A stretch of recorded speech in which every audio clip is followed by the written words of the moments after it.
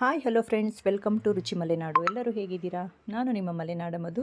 ಇವತ್ತು ನಮ್ಮ ಮಲೆನಾಡಿನ ಸಕಲೇಶ್ಪುರದಲ್ಲಿರುವಂತಹ ಅಯ್ಯಪ್ಪ ಸ್ವಾಮಿ ದರ್ಶನ ಮಾಡೋಣ ಅಂತ ಹೋದ್ವಿ.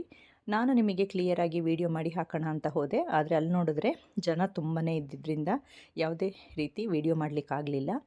ದೇವರುಗಳನ್ನ ದರ್ಶನ ಮಾಡಲಿಕ್ಕೆ ಬಿಡ್ತಾ ಇರಲಿಲ್ಲ, ವಿಡಿಯೋ ಮಾಡಲಿಕ್ಕೆ ಬಿಡ್ತಾ ಇರಲಿಲ್ಲ. ಹಾಗಾಗಿ ದೂರದಿಂದನೇ ಒಂದು ವಿಡಿಯೋ ಮಾಡಿಕೊಂಡು ಬಂದ್ವಿ.